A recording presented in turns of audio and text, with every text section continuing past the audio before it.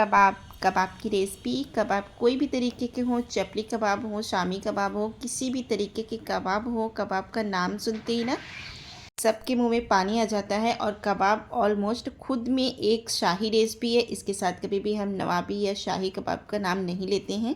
अस्सलाम वालेकुम friends, welcome back to my channel cook food easy. आज हम आपके साथ चपली कबाब की बहुत ही amazing and tasty recipe share करेंगे। इसके साथ ही कुकिंग के बहुत सारे टिप्स शेयर करेंगे। ईज़िली कुकिंग आप कैसे कर सकते हो, साथ ही साथ गर्मी बहुत ज़्यादा पड़ रही है तो गर्मी में ईज़िली कुकिंग कैसे कर सकते हैं, इसके भी लिए बहुत सारे टिप्स शेयर करूँगी आपके साथ।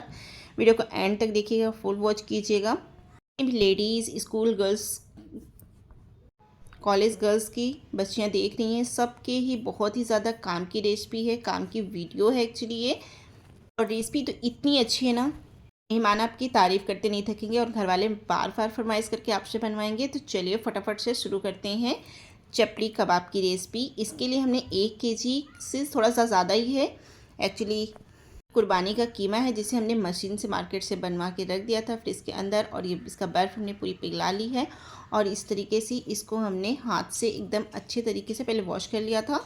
और छन्नी पे रख के इसका पूरा पानी जब निकल गया तो हाथ से इसको हमने दबा दबा के इसका पूरा पानी निचोड़ दिया। इसके अंदर ज़रा भी हमें पानी नहीं रखना है, ये चीज़ का आपको बिल्कुल ध्यान रखना है। अब इसे ट्रांसफ़र कर देते हैं एक बड़े बर्तन के अंदर। बट उसके पहले हम इसके करेंगे मिक्सी के अंदर वापस से इसे हम पीस लेंगे। ऑलमोस्ट ये हमारा जो कीमा है ये बना हुआ है मशीन का, लेकिन उसके बाद भी हम इसे जार के अंदर थोड़ा सा पीस लेंगे ना तो ये एकदम सॉफ्ट हो जाएगा। अब आप देखिए यहाँ पे जो बिना पीसा है और जो पीसा है इसके अंदर आपको फ़र्क दिख रहा है ना। लेकिन आप जब इसे ट्राई करेंगे ना तो आपको इसका कम्प्लीटली फ़र्क ज़्यादा दिखेगा। हो सकता है कैमरे में ये ज़्यादा शो नहीं कर रहा हो। के साथ ही हमने यहाँ पे कुछ प्रिपेयर कर लिए हैं मसाले और मिर्च वगैरह, साथ ही साथ थोड़ा सा बेसन। अब मैं इसमें आपको डिटेल्स में बता देती हूँ कि मसालों में हमने लिया है नमक, हल्दी, चाट मसाला पाउडर, धनिया पाउडर, थोड़ा सा भुना हुआ जीरा पाउडर है, गरम मसाला पाउडर है, लाल मिर्च एंड चिली फ्लेक्स। इसके साथ ही हमने लिया है यहाँ पे बेसन और नींबू। तो यहाँ पे हमारा जो कीमा था हमने पूरा इसको पीस लिया है अच्छे तरीके से जार के अंदर डाल के। बहुत जल्दी से हो जाता है और ये थोड़ा सा कीमा इसमें हमने बचा लिया है इसकी कुछ दूसरी रेसिपी ट्राई करने के लिए। और इंशाल्लाह जब ट्राई करूँगी दूसरी रेसिपी तो आपके साथ ज़रूर शेयर करेंगे। और ये कीमा हो गया है रेडी। तो चलिए आगे की प्रिपरेशन करते हैं। आगे की प्रिपरेशन करने के लिए हमने यहाँ पे ले लिया है वही जार जिसके अंदर हमने बनाया था कीमे का। एक्चुअली हमने पीसा था कीमे को। और इसके अंदर हमने डाल दिया है धनिया, हरी मिर्चें, थोड़ा सा ज़ीरा इसके अंदर डाल देंगे और फ्रेश लहसुन इसके अंदर डाला है हमने। इसके अंदर हमने अदरक नहीं डाला था, अदरक भी आप डाल सकते हो, उससे भी बहुत अच्छा टेस्ट आएगा। अगर आपके पास अदरक लहसुन का पेस्ट है तो आप वो भी इस्तेमाल कर सकते हो। लेकिन इस तरीके से धनिया और मिर्च को क्रश करना है, बिना पानी के ही क्रश करना है आपको। इसके अंदर पानी बिल्कुल भी इस्तेमाल नहीं करना है। तो चलिए अब आगे की प्रिपरेशन करते हैं। इसके लिए हमने यहाँ पे प्याज को 3-4 प्याज को बारीक एकदम चॉप कर लिया था और इसे इसके अंदर हमने ऐड कर दिया। साथ ही साथ हमने 2 टमाटर को एकदम बारीक क्यूब्स में कट करके छन्नी के ऊपर रख दिया है। और इसका पानी पूरा निकल गया तो इसे हम हाथ से दबा दबा कर निकालेंगे और इसके पानी को रख देंगे। और बाद में इसके पानी को हम इस्तेमाल करेंगे और ज़रूरत पड़ेगी तो ही इस्तेमाल करेंगे, नहीं तो नहीं इस्तेमाल करेंगे। तो इसलिए ये प्रोसीजर आप ज़रूर कीजिएगा।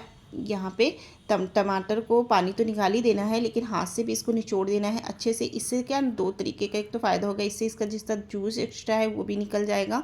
और दूसरा यहाँ पे टमाटर हाथ से दबाने से ना थोड़े से सॉफ्ट हो जाएंगे। तो हमारे कबाब के अंदर हमें सारी चीज़ें एकदम बारीक चाहिए कि जितनी भी सब्जियाँ हैं आप जितनी बारीक कट करेंगे उतना अच्छा आपके कबाब का शेप आएगा।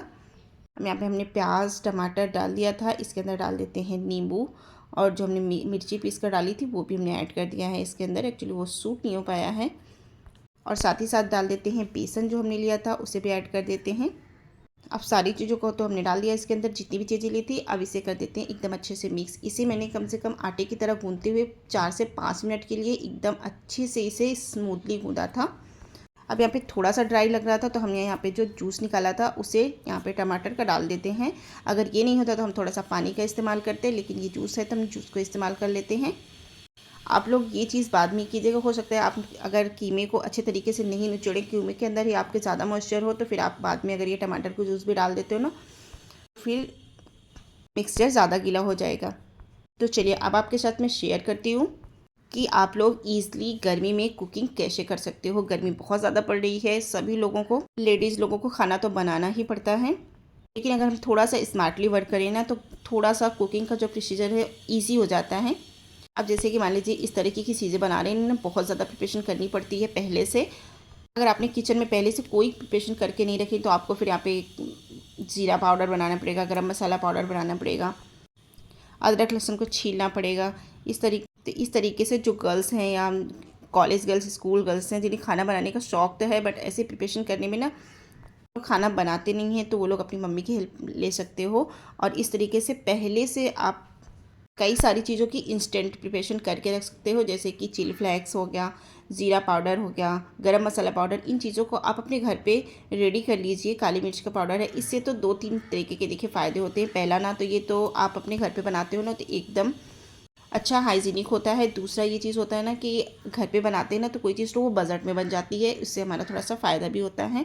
और तीसरा फ़ायदा ये होता है कि जब आपको कोई इस तरीके से काफ़ी लंबी रेसिपी बनानी होती है ना तो बिल्कुल भी ज़्यादा लंबी वाली जो प्रिपेयर होती है ना वो नहीं करनी पड़ती है।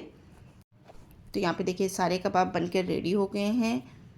अभी हमने इसे छोटे छोटे से राउंड किए हैं। जब इसे हम फ्राई करेंगे ना पैन में तो इन्हें हाथ से दबा दबा करना और एकदम पतला कर लेंगे। तो देखिए अब यहाँ पे हो गए हैं एकदम पतले कबाब। को हाथ से हमने पतला कर लिया था और इन्हें तवे पे पहले फ्राई करेंगे। दो चीज़ों में एक्चुअली हम दो ज़्यादा कबाब है ना तो एक साथ ही फ्राई करेंगे, पैन के अंदर भी और तवे के अंदर भी। और साथ ही साथ आप ये भी देख सकते हो ना कि आप पैन के अंदर भी इन्हें ईजिली फ्राई कर सकते हो और तवे के ऊपर भी ईजिली फ्राई कर सकते हो।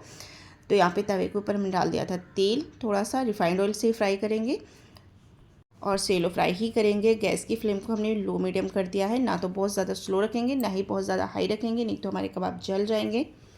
1 बाय 1 करके सारे कबाब हमने रख दिए हैं तवे के ऊपर। और जैसे ये एक साइड से सीख गए हमने इन्हें दूसरी साइड से भी पलट दिया है। और इसके ऊपर हम ना थोड़ा थोड़ा सा ऑयल डालते रहेंगे चम्मच की मदद से, क्योंकि ऑयल से ना अच्छे से सीख जाएंगे। एक चीज़ मैं आपको यहाँ पे बता दूँ कि जो कि शूट नहीं हो पाया था वीडियो के टाइम पे, जब हम इसका मिक्सचर बना रहे थे ना तो उस टाइम पे हमने इसके अंदर 1 चम्मच देसी घी भी डाला था। देसी घी से ये होता है ना कि ऊपर से ऑयल से जब ये फ्राई होते हैं ना तो अंदर से जो घी होता है ना ये एकदम कबाब को जूसी कर देता है। दूसरी तरफ यहाँ पे हमने पैन के अंदर डाला था, पहले एक कबाब ट्राई करने के लिए डाला था कि कहीं पैन के अंदर चिपक नहीं जाए। तो यहाँ पे एकदम अच्छे से ईजिली ये निकल गया था। तो सारे कबाब को हमने यहाँ पे डाल दिया था। 2-3 कबाब तो जल्दबाजी में नहीं चपटे किए थे, ऐसे ही डाल दिए थे। उसके बाद यहाँ पे दूसरा कबाब को हाथ में लिया और इसे गरीले की मदद से अच्छे से दोनों हाथों के बीच में दबाकर अच्छे से चपटा कर देंगे और चपटा करके ही डालेंगे। जो चपटे कबाब में जितना ये चपटा रहेगा ना उतने अच्छे तरीके से ये क्रंच फ्राई होगा, क्योंकि कच्चे कीमे का कबाब है तो इसे हम पतला करेंगे तो इससे ये इसका कुकिंग का प्रोसीजर भी बहुत अच्छा हो जाएगा। और दूसरी चीज़ ये है ना कि ये क्रंची भी हो जाएगा ना तो खाने में बहुत ज़्यादा टेस्टी लगता है। फ्रेंड्स ये वीडियो रियली आप लोग ज़रूर बनाए कर ट्राई कीजिएगा सेम प्रोसीजर के साथ ना। इतना अच्छा, इतने मज़े के कबाब बनते हैं कि आप लोग खुद बार बार इस रेसिपी को बनाएंगे। दूसरी यहाँ पे गर्मी में जैसे खाने बनाने की बात चल रही थी ना तो यहाँ पे जैसे कि आप लोग गर्मी में खाना बनाते हैं ना तो इससे आप क्या कर सकते हो ना कि कुकिंग का जो प्रोसीजर है, आप सब्ज़ी वगैरह है, लहसुन अदरक है, आटा गूंदने का काम है, पंखे के नीचे आप रूम में कर सकते हो। लहसुन अदरक छील सकते हो, सब्ज़ी वगैरह कट कर लें आराम से। उसके बाद आप जाएं सब्ज़ी को आराम से तड़का लगा दें, उसको स्लो फ्लेम पे कर दें और उसके बाद आके थोड़ा सा आप रेस्ट कर लें, पंखे के नीचे बैठ जाएं, लेट जाएं, जो भी आपको मतलब थकान हो रही है तो थोड़ा सा आप लेट भी सकते हो। और स्लो फ्लेम पे आपका खाना बन रहा है तो उससे अच्छा भी बनेगा और जलेगा भी नहीं और एकदम अच्छा सा बन जाएगा और आपको भी थोड़ा सा ना रिलैक्स मिल जाएगा। या फिर जैसे कि रोटी बनाना है तो रोटी आप गैस को नीचे, अगर ऐसे है सुविधा आपके किचन में तो रोटी को आप गैस के को नीचे रख के बना सकते हो। खड़े होने के हिसाब से बैठकर जब हम बनाते हैं तो थोड़ी सी गर्मी कम लगती है।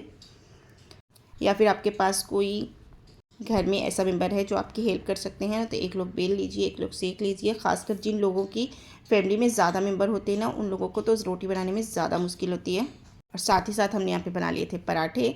लच्छा पराठा बनाने का प्लान था बट कबाब में इतना टाइम हो गया था कि लच्छा पराठा नहीं बन पाए थे। लेकिन ये पराठे भी, जो इसका मिक्सचर है ये लच्छा पराठे का ही है, बस हमने सिंपल पराठे बनाए हैं।